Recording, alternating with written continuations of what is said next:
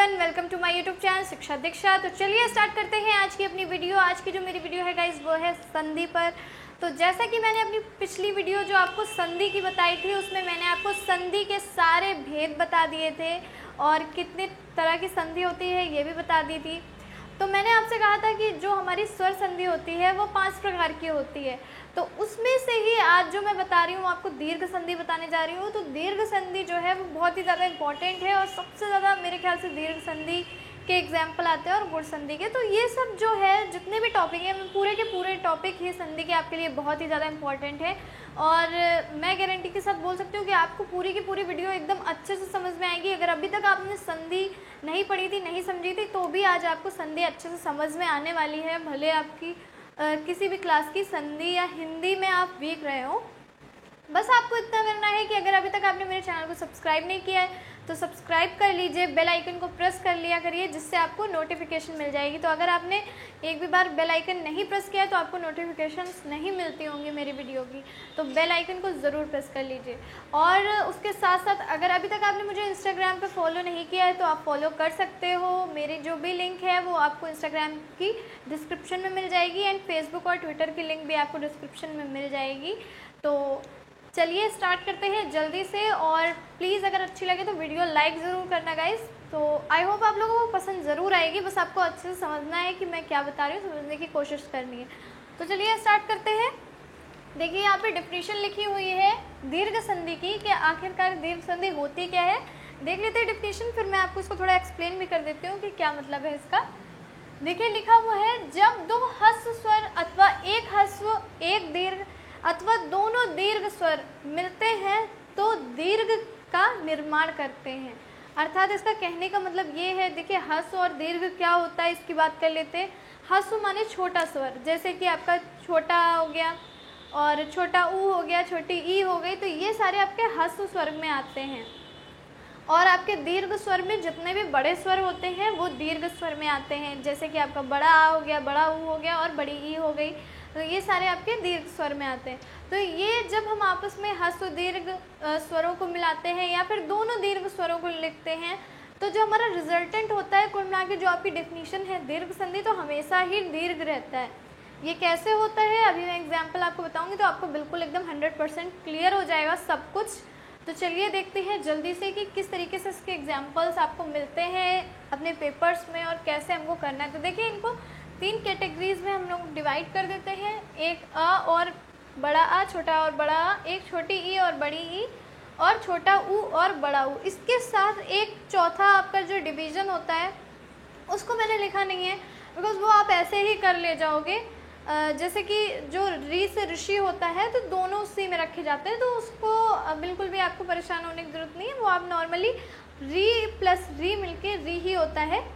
तो इतना जो है ये ही आपका मेन है और यही आपका इम्पोर्टेंट है, इसको आपको समझना है। चलिए देखते हैं कैसे होता है ये। देखिए आ और बड़ा आ किस तरीके से हमें इसको करना होगा ये हम देखते हैं। देखिए कभी कभी हमारे पास ऐसे शब्द आएंगे जिसमें 2 ह्रस्व स्वर होंगे, यानी कि दोनों के दोनों छोटे स्वर होंगे और दोनों छोटे स्वर मिलके आपस में एक दीर्घ का निर्माण करते हैं, यानी कि छोटा अ प्लस छोटा आ मिल करके निर्माण करेगा बड़ा आ का, बड़ा आ। किस तरीके से हमें इसको देखना है, इसका एग्जाम्पल देख लेते हैं। देखिए धर्म प्लस अर्थ, हमारे पास ये है धर्म प्लस अर्थ। तो देखिए यहाँ भी आ का उच्चारण निकल रहा है छोटे आ का और यहाँ भी छोटा आ ही है। तो अगर इस तरीके का कोई शब्द आता है जिसके दोनों लास्ट में आपको छोटा आ मिल रहा है तो वो संधि कौन सी हो गई आपकी दीर्घ संधि, और बनेगा क्या हमारा ह्रस्व मिलके दीर्घ बन रहा है, यानी कि आ और आ मिलके हो जाएगा आ, यानी कि धर्म प्लस अर्थ मिलके हो जाएगा धर्मार्थ। क्लियर हो गया होगा आपको ये, छोटा आ मिलके बड़ा आ। चलिए अब दूसरा देखते हैं। जैसे कि अभी ये था हमारा छोटा आ, इसी तरीके अब क्या हो जाएगा एक ह्रस्व पहला वाला ह्रस्व ले लेते हैं और दूसरा क्या ले लेते हैं, दीर्घ। ठीक है, तो अगर कभी भी इस तरीके का आता है जिसमें पहला स्वर जो है वो ह्रस्व है और दूसरा वाला स्वर जो है प्लस के बाद वो आपका दीर्घ है, तो भी आपका जो रिजल्ट होगा वो हमेशा दीर्घ ही होगा, क्योंकि बस आपको इतना ध्यान रखना है दीर्घ संधि है, रिजल्ट हमेशा दीर्घ होगा, यानी कि स्वर हमेशा बड़ा होगा जो हमारा रिजल्टेंट होगा। अब देखिए इसको किस तरीके करेंगे हम लोग।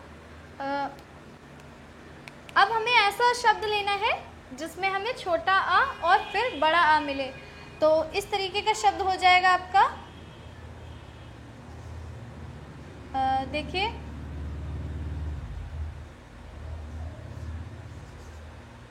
हिम प्लस आलय।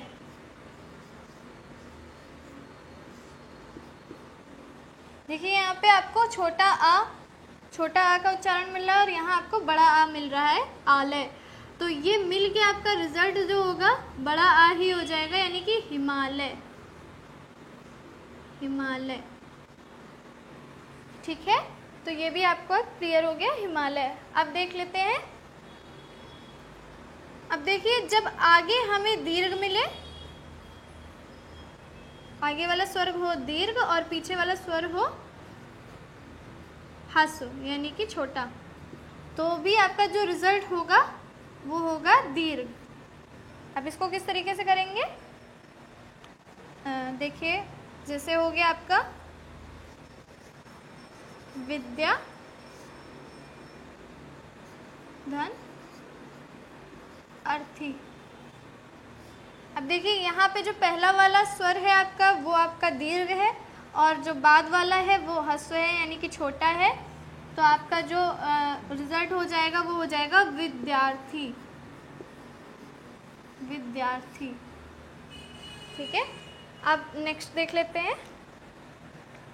अब जो हमारा लास्ट होगा इसका आ वाले का, वो ऐसा होगा जिसमें दोनों के दोनों दीर्घ को, देखिए डेफिनेशन पूरी फॉलो कर रही है, आप देख सकते हो यहाँ पे, जब दो ह्रस्व स्वर अथवा एक ह्रस्व और एक दीर्घ, एक ह्रस्व और एक दीर्घ यहाँ पे आ गया, अथवा दोनों दीर्घ लिखा है तो हमारा दोनों दीर्घ, देखिए बड़ा आ और बड़ा आ मिल करके किसका निर्माण करेंगे, दीर्घ का। तो देखिए सब में दीर्घ ही आ रहा है, आप देख सकते हो।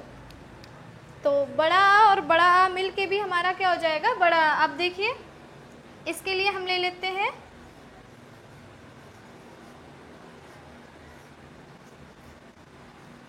विद्या प्लस आलय, यानी कि हमारा क्या हो गया, विद्यालय। ठीक है, तो ये आ और आ वाले आपके पूरे क्लियर हो गए। देखिए यहाँ पे बड़ा और बड़ा मिला हमें, जिससे हमारा बन गया विद्या प्लस आलय, विद्यालय। अब हम देख लेते हैं ये ई और बड़ी ई वाले, यानी छोटी ई और बड़ी ई वाले, तो इनको किस तरीके से हम लोग डिवाइड करते हैं। तो देखिए छोटी ई प्लस छोटी ई मिलके क्या बनेगी आपकी बड़ी ई। अब पहले हम सारे लिख लेते हैं, उसके बाद इसके शब्द देख लेते हैं। ठीक है, अब देखिए छोटी ई प्लस बड़ी ई मिलेगी तो भी आपकी बनेगी बड़ी ई, बड़ी ई और छोटी ई मिलके बनाएगी बड़ी ई, और दोनों बड़ी ई भी मिलके आपकी बड़ी ई का ही निर्माण करेंगे। ठीक है, अब इसके अब इन चारों के हम एग्जाम्पल देख लेते हैं। देखिए जैसे यहाँ पे 4 थे, ऐसे यहाँ 4 कंडीशन है और ऐसे ही आपकी यहाँ भी 4 कंडीशन होती हैं। तो बस आपको देखना होता है कि किस तरीके से शब्द हम उससे निकालते हैं।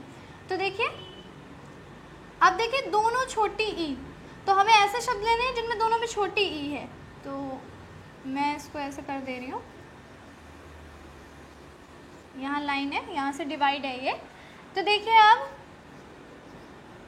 कपि प्लस इंद्र, कपि प्लस इंद्र, आप देख सकते हो इधर भी छोटी ई है और यहाँ भी छोटी ई है, जैसा कि हमारी कंडीशन बोल रही थी। अब हमारा बनेगा क्या, बड़ी ई यानी कि कपीन, ठीक है। कपि प्लस इंद्र मिलके कपींद्र हो गया, बड़ी ई हो गया आपका, ठीक है। अब यहाँ ऐसा लेना है जिसमें बड़ी ई आए, तो देखिए आगे छोटी ई पीछे बड़ी ई, हमने आगे लिया मुनि, यहाँ पे देखिए आप छोटी ई की मात्रा निकल रही है, लगी हुई है, आप देख सकते हो। और यहाँ देखिए जैसे हमने ले लिया ईश, मुनि प्लस ईश, फिर आपका जो रिजल्ट है वो बड़ी ई हो जाएगा मुनीश, ठीक है, क्लियर है। यहाँ छोटी ई और यहाँ बड़ी ई, रिजल्ट हो गया आपका बड़ी ई मुनीश। तो चलिए अब आगे और देखते हैं कि किस तरीके से ही हम ऐसे ही सारी की सारी संधियां करते हैं। तो देखिए अब क्या आ रहा है, बड़ी ई प्लस छोटी ई इज इक्वल टू बड़ी ई हो गया। तो जैसा अभी हम लोग सारे देख रहे हैं बिल्कुल बस वही चीज़ें हैं, बस थोड़ा बहुत अंतर है, आप लोग थोड़ा सा अगर समझ लोगे तो आपको क्लियर हो जाएगा। तो देखिए अब ये क्या बन जाएगा, अब हम यहाँ पे कुछ ऐसा ले लेते हैं जिसमें हमारा जो लास्ट का स्टार्टिंग हो वो स्टार्टिंग हो हमारी बड़ी से, और जो यहाँ पे हमारा प्लस के बाद दूसरा हो वो छोटी का। तो हम ले लेते हैं यहाँ पे नारी, तो देख रहे हैं आप नारी में बड़ी ई आ रही है। इसके बाद यहाँ हम ले लेते हैं इंदु, ठीक है। तो आप देख सकते हैं यहाँ पे हमने ली नारी, जो कि इसमें था बड़ी ई यानी कि हमारा दीर्घ स्वर आया था, और यहाँ हमने ले लिया इंदु क्योंकि हमें लेना था छोटी। तो यहाँ जब ये चेंजमेंट होगा तो ये हो जाएगा नारिंदु, नारिंदु, तो ये आपका बन जाएगा नारिंदु। तो हमने यहाँ पे आप देख रहे हो किस तरीके, बिल्कुल बस जैसे यहाँ पे हम फॉर्मूला लेते, फॉर्मूला बोल सकते हो आप इसको, संधि बोल सकते हो, जो भी, तो बिल्कुल बस इसी तरीके शब्द होते हैं और इन्हीं से आपकी संधियाँ तैयार हो जाती हैं। अब देखिए हमें ऐसे शब्द लेने हैं जिनमें दोनों के दोनों क्या हो, दीर्घ स्वर हो। तो ये हम ले लेते हैं, पहला ले लिया मान लीजिए हमने नदी, और दूसरा ले लिया हमने ईश, तो हमारा क्या हो जाएगा संधि नदीश, ठीक है। इतना आप लोगों को क्लियर हो गया होगा छोटी ई और बड़ी ई वाले ये कैसे होते हैं। अब देख लेते हैं हम छोटा ऊ और बड़ा ऊ का। तो यहाँ पे इसको हम लोग ध्यान से अच्छे से देख लेते हैं, ये भी बिल्कुल वैसे ही है, बस आपको थोड़ा सा समझना है कि कहाँ चेंजमेंट कैसा क्या होता है। तो देखिए जैसे अभी हम लोग सब में करते हैं वैसे ही हमको यहाँ पे भी करना है, यानी कि पहले हम दो ह्रस्व स्वर ले लेते हैं, ऊ और ऊ, छोटा ऊ और छोटा ऊ, और हमारा जो दीर्घ स्वर तैयार हो जाएगा वो होगा बड़ा ऊ का। फिर यहाँ मैं जगह छोड़ देती हूँ, इकट्ठे कर देते हैं हम, फिर उसके बाद इसके एग्जाम्पल्स भी साथ में देख लेते हैं। अब देखिए एक हम ऐसा ले लेते हैं जिसमें पहला जो हो स्वर वो दीर्घ हो और दूसरा हो ह्रस्व, तो ये भी हमारा बनेगा क्या, दीर्घ। तीसरा हम ले लेते हैं जिसमें पहला हो ह्रस्व और दूसरा हो दीर्घ। चौथा ले लेते हैं जिसमें दोनों ही दीर्घ हैं। तो देखिए स्वर चाहे जैसा भी हो साथ में जुड़ करके दीर्घ संधि का बस मतलब यही है कि स्वर जो है वो अंत में दीर्घ हो जाएगा। तो चलिए अब इनकी एग्जाम्पल देख लेते हैं जल्दी से। देखिए छोटा ऊ से हो गया हमारा भानु, और ऊ से हम ले लेते हैं उदय। तो आप देख सकते हैं दोनों में छोटा ऊ है, और इससे हमारा बन जाएगा भानुदय, ठीक है। इतना क्लियर हो गया आपको। अब देखिए यहाँ पे बड़ा ऊ और छोटा ऊ है, तो अब हमें क्या करना है, कुछ ऐसा लेते हैं जिसमें बड़े ऊ की मात्रा है। तो देखिए वधु, वधु में नीचे बड़ा ऊ आता है, और फिर हम ले लेते हैं उत्सव, उत्सव में हमारा छोटा ऊ मिला, तो हमारा हो जाएगा जो शब्द वो हो जाएगा वधूत्सव, वधु और उत्सव, तो मिल करके बड़ा ऊ की मात्रा आ जाएगी वधूत्सव। ये देख लेते हैं।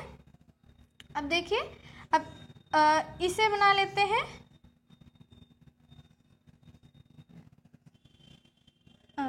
एक मिनट,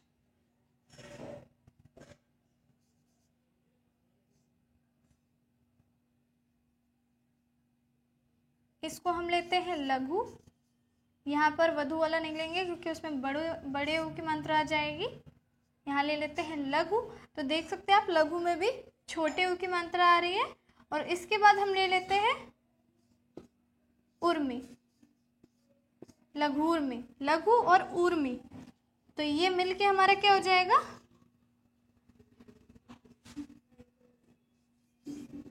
लघुर्मी। ये मिलके हमारा क्या हो जाएगा, लघुर्मी। देख सकते हो आप, लघु प्लस उर्मी मिलके हो गया हमारा लघुर्मी। यहाँ हमारे छोटे ऊ की मात्रा थी बड़ा ऊ और मिलके हो गया बड़ा ऊ। अब ये देख लेते हैं ये दोनों, इनमें आप देखिए दोनों के दोनों बड़े ऊ हैं। तो इनमें अब हम ऐसा कुछ लेंगे जिसमें हमारा दोनों बड़ा ऊ है। तो देखिए वधु और एक हम ले लेते हैं ऊर्जा। आप देख रहे हो इसमें भी बड़ा ऊ है और इसमें बड़ा ऊ है। यहाँ भी हमने उत्सव लिया था, उसमें छोटा ऊ था। तो यहाँ देखिए ये बन जाएगा हमारा वधूर्जा। तो इस तरीके से सारी की सारी संधियां हमने दीर्घ संधियों की कर ली।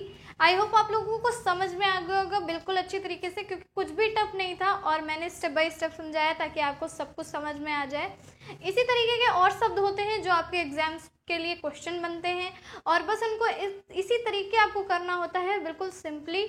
तो आप मुझे बताइए कमेंट में आपको आज की वीडियो कैसी लगी, समझ में आई या नहीं समझ में आई। एंड अगर अच्छी लगी हो तो प्लीज़ लाइक ज़रूर कीजिएगा और कमेंट ज़रूर कीजिएगा। तो चलिए मिलते हैं अपनी नेक्स्ट वीडियो में। ऐसे ही संधि और कुछ बढ़िया सी चीज़ों के साथ मैं आऊँगी दोबारा से अपनी वीडियो में। तो चलिए मिलते हैं, तब तक के लिए आप पढ़ते रहिए, सीखते रहिए शिक्षा दीक्षा के साथ।